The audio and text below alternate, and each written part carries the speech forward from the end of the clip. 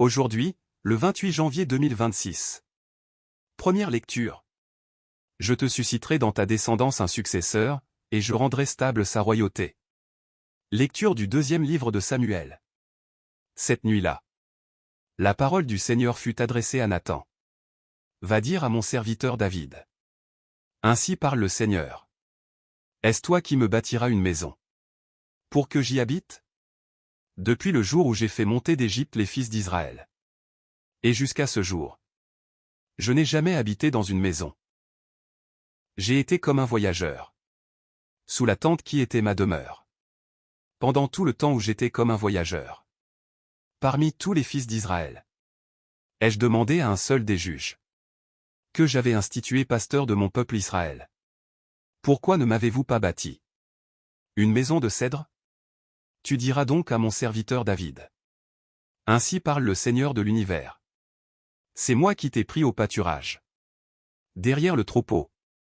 Pour que tu sois le chef de mon peuple Israël. J'ai été avec toi partout où tu es allé. J'ai abattu devant toi tous tes ennemis. Je t'ai fait un nom aussi grand que celui des plus grands de la terre. Je fixerai en ce lieu mon peuple Israël, je l'y planterai. Il s'y établira et ne tremblera plus. Et les méchants ne viendront plus l'humilier. Comme ils l'ont fait autrefois.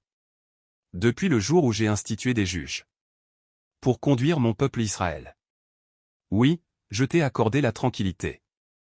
En te délivrant de tous tes ennemis. Le Seigneur t'annonce. Qu'il te fera lui-même une maison.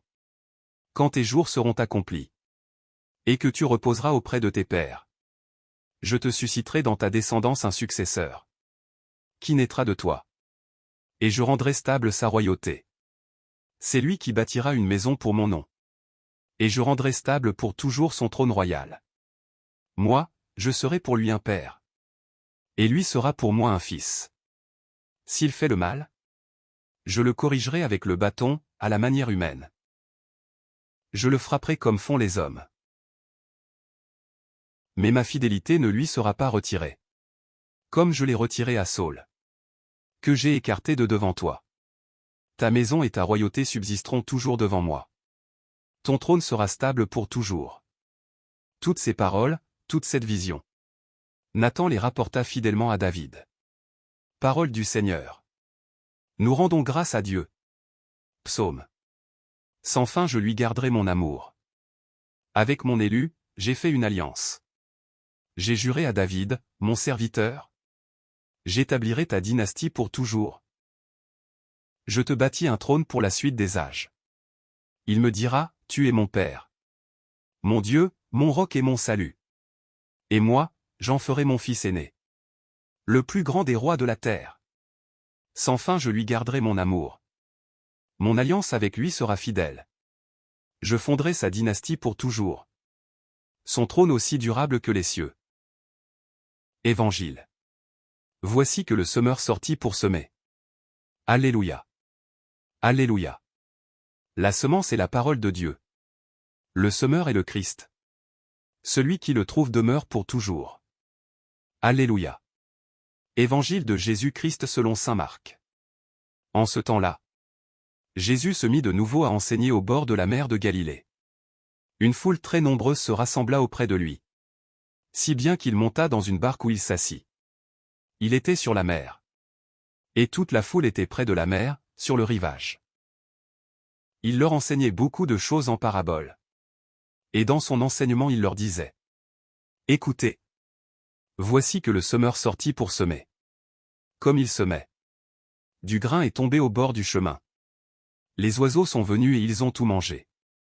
Du grain est tombé aussi sur du sol pierreux. Où il n'avait pas beaucoup de terre. Il a levé aussitôt. Parce que la terre était peu profonde. Et lorsque le soleil s'est levé, ce grain a brûlé. Et, faute de racines, il a séché. Du grain est tombé aussi dans les ronces. Les ronces ont poussé, l'ont étouffé. Et il n'a pas donné de fruits. Mais d'autres grains sont tombés dans la bonne terre. Ils ont donné du fruit. En poussant et en se développant. Et ils ont produit 30, 60, 100, pour un. Et Jésus disait. Celui qui a des oreilles pour entendre. Qu'il entende. quand il resta seul. Ceux qui étaient autour de lui avec les 12 l'interrogeaient sur les paraboles. Il leur disait: C'est à vous qu'est donné le mystère du royaume de Dieu. Mais à ceux qui sont dehors, tout se présente sous forme de paraboles. Et ainsi, comme dit le prophète, ils auront beau regarder de tous leurs yeux, ils ne verront pas. Ils auront beau écouter de toutes leurs oreilles, ils ne comprendront pas. Sinon ils se convertiraient et recevraient le pardon. Il leur dit encore: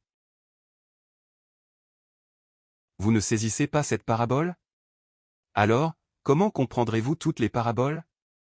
Le semeur sème la parole. Il y a ceux qui sont au bord du chemin, où la parole est semée.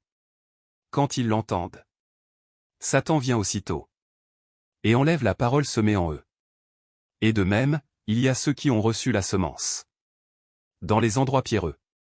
Ceux-là, quand ils entendent la parole, ils la reçoivent aussitôt avec joie. Mais ils n'ont pas en eux de racines. Ce sont les gens d'un moment.